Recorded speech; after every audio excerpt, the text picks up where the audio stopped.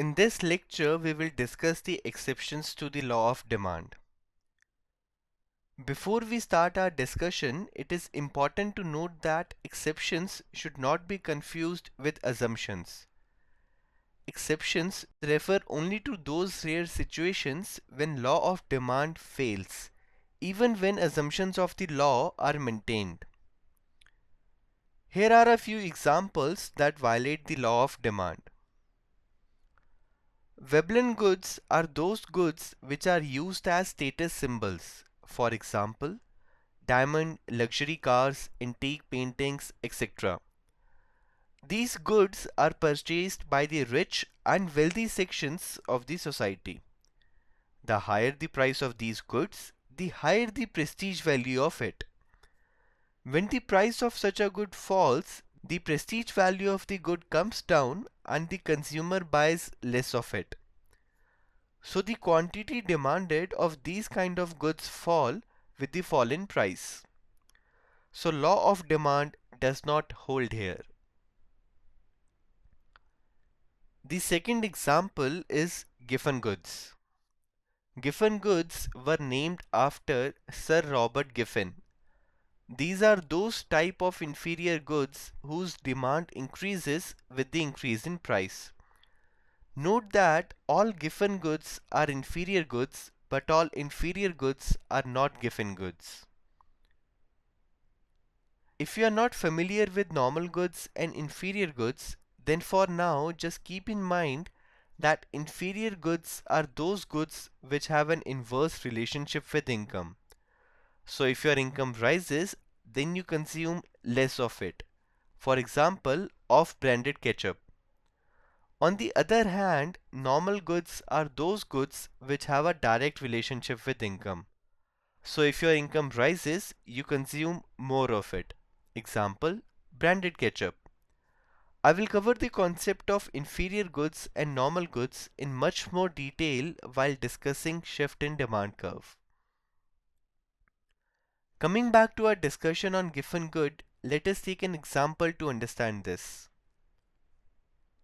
Say there is a poor household and their monthly minimum consumption of food grains is 30 kilograms. They consume two goods, bajra and wheat. Out of these two, bajra is an inferior good which is much cheaper than its substitutes and claims a large part of their income. And wheat is a normal good. Suppose that they consume 20 kgs of bajra and 10 kgs of wheat. And bajra is priced at $5 per kg and wheat at $10 per kg. So their total monthly expenditure is $200 and this is what they can afford. If the price of bajra rises to $6, they cannot continue to consume the same bundle as it will now cost $220. So they will have to alter their bundle in such a way that they could get 30 kgs of food grains in $200. To do this, they will have to reduce the demand for wheat by 5 kgs and increase the demand for bajra by 5 kgs. So now they will consume 25 kgs of bajra and 5 kgs of wheat and this will cost them exact $200. So the demand for bajra has increased from 20 kgs to 25 kgs despite the increase in its price, and this violates the law of demand.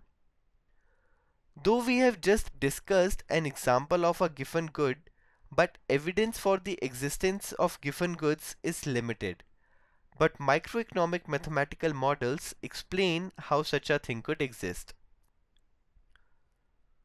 A consumer's ignorance is another factor that at times induces him to purchase more of the commodity at a higher price. This is especially when they think that a highly priced good is of better quality. Hence, if the price increases, the consumer demand also increases. This mostly happens in the case of detergents, soaps, cosmetics, etc., where due to ignorance of consumer, he ends up purchasing a product just because its price is high. Moving on to our next example, if the consumers expect a shortage of a particular commodity in the near future, then they would start buying more of that commodity in the current period, even if prices are rising, as they fear that the prices might rise even more in the future.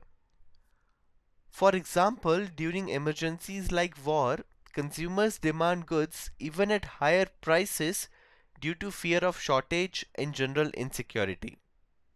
There could be some other exceptions to law of demand as well. I have covered the important ones here.